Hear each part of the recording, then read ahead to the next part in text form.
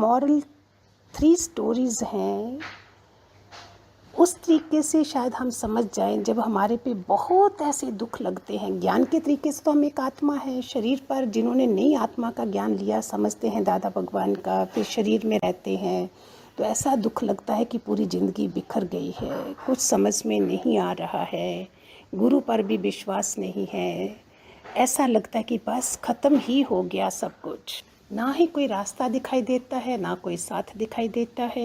ज़िंदगी से ही नफ़रत हो जाती है, अपने से ही परेशान हो जाते हैं कि मेरे साथ ही ऐसा क्यों, जबकि गुरु भगवान बोलते हैं कि तेरे साथ ही ऐसा क्यों।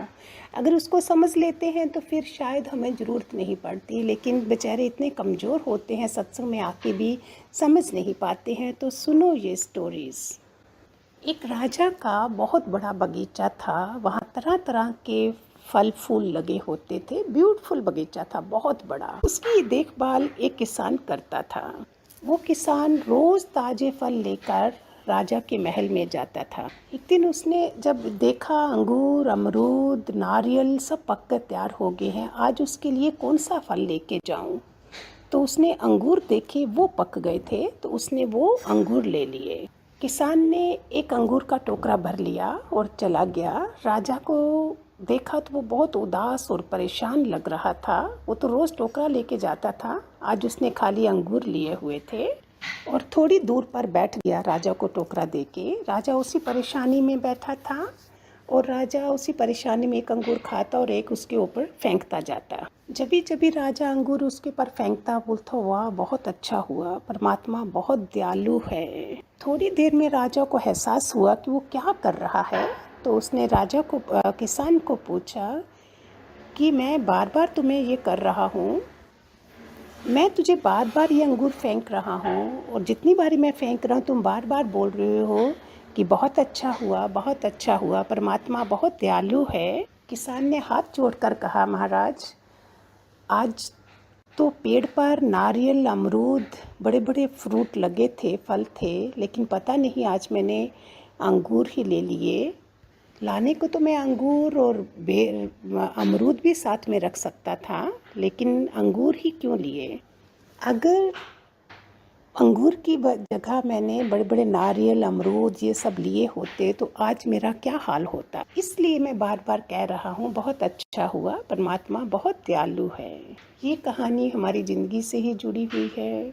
कई बार हमारी ज़िंदगी में छोटी छोटी मुसीबतें आकर हमें बड़ी बड़ी चीज़ों मुसीबतों से बचा लेती हैं, लेकिन हम उस समय उस बात को समझ नहीं पाते हैं। हम सोचते हैं मेरे साथ ही ऐसा क्यों हुआ, मेरा क्या कसूर था। इस तरह कभी हम ध्यान से सोचेंगे कि कितनी बार हम बड़ी बड़ी छोटी छोटी मुसीबतों से बच गए हैं, इससे बड़ी बड़ी मुसीबत भी आ सकती थी। दुख भले ही हमें अच्छे नहीं लगते हों, लेकिन कई बार दुख हमारे लिए बहुत शिक्षाप्रद बन जाते हैं। जब भी आपकी ज़िंदगी में जब भी कोई बड़ा दुख आए, समझ लेना ये कोई हमें बहुत बड़ी परेशानी से दूर कर रहा है। दूसरी स्टोरी, कहानी, दृष्टांत। एक बार एक आदमी रास्ते से जा रहा था, उसने बहुत बड़ा विशाल हाथी देखा। इतना ताकतवर होने के बावजूद भी वो हाथी एक छोटी सी पतली सी रस्सी से बंधा हुआ था। वो पास में गया, देखा, बहुत अचंभा लगा कि इतना बड़ा हाथी और एक कितना कमज़ोर पड़ा हुआ है, छोटी सी रस्सी से बंधा है, जबकि हाथी में इतनी शक्ति होती है, उसे तोड़ भी सकता है, जबकि हाथी बड़ी बड़ी जंजीरों को तोड़ सकता है, कर सकता है। वो हैरान हो रहा था कि कोई पास में था भी नहीं, फिर भी ऐसा क्यों कर रहा है। उसके अंदर जिज्ञासा हुई उस आदमी के अंदर। वो उस महावत के पास गया। महावत ने कहा, जब ये छोटा था तो मैं इसी रस्सी से बांधता था और ये बहुत कोशिश करता था तो ये रस्सी नहीं तोड़ सकता था। तो उसने देखा मैंने पूरी कोशिश करी, बचपन से बंधा होता था इससे, तो उसने इस रस्सी से हार मान ली क्योंकि नहीं होता था। इसीलिए अभी तक उसको यही आदत है और उसने वो हार मान के बैठा हुआ है।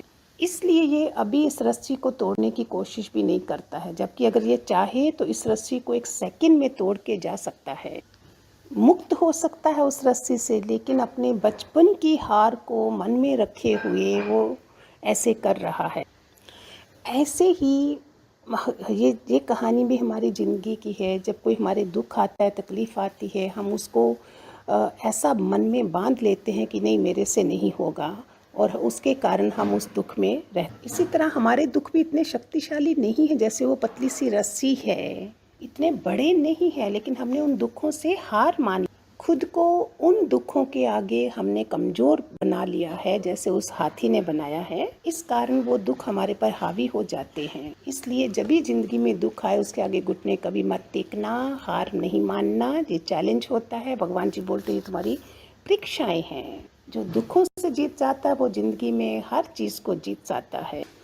तीसरी कहानी, एक बार एक बहुत बड़ा प्रसिद्ध वक्ता शहर में गया और हज़ारों लोग उसको सुनने आए हुए थे, और उसने $1000 का नोट निकाला। उसने सबको ये दिखाया और बोला, सबसे पूछा कौन कौन इस नोट को पाना चाहता है। ऑलमोस्ट सब ने हाथ खड़ा किया, और उसने कहा आप सब में से किसी एक को मैं ये नोट दूंगा, और मोड़कर उसे रख दिया। और फिर बोलता मैं दोबारा पूछूंगा। उसने उस नोट को इतना मरोड़ दिया, इतना ऐसे बना दिया। फिर पूछा अभी भी आप इस नोट को पाना चाहेंगे? बोलते हाँ। फिर उसने उस नोट को लेकर जूतों के नीचे ऐसे ऐसे रगड़ना शुरू करा। फिर भी सबने बोला, पूछा अभी भी आप इसे पाना चाहेंगे? बोलता है हाँ। सबने बोला हाँ। उसने उठाया, दोबारा से पूछा अभी भी आप इस नोट को पाना चाहेंगे? अभी मैंने कितना गंदा कर दिया है इसको, इसकी इतना ख़राब होने के बावजूद भी इसकी कीमत नहीं गई है। ये कहानी भी हमारी ज़िंदगी से जुड़ी है। हमारी ज़िंदगी में कितने कितने मोड़ आते हैं, नोट की तरह मुड़े हुए मोड़ आते हैं, धूल मट्टी पड़ जाती है, और उसकी वजह से हम अपनी कीमत ही गिरा देते हैं। हम हार जाते हैं और अपनी कीमत भूल जाते हैं। इसी नोट की तरह हमें उन सब चीज़ों में जो गंदे हो चुके हैं, दुख हैं, तकलीफ़ें हैं, उसकी तरह हमें अपना नहीं भूलना है कि हम कितने कीमती हैं। खासकर अगर हमें गुरु मिला है तो हमारी कीमत तो करोड़ों, लाखों, अरबों से भी ऊपर है। चाहे लाख परेशानियां आ जाएं फिर भी वो हमारी कीमत को कम नहीं कर सकती हैं, नहीं कर सकती हैं। क्यों नहीं समझते हो प्यारे बच्चों? दादा भगवान बोलते तुम एक आत्मा हो, इस शरीर नहीं हो। ये सब प्रॉब्लम शरीर की है। गाड़ी गैराज में जाती है ठीक होने के लिए, मैं तो अलग, ड्राइवर तो अलग है ना। जो इस ज्ञान को समझ गया वो उसका बेड़ा पार हो गया। Thank you. God bless to all. Hari Om. खूब सारे आशीर्वाद।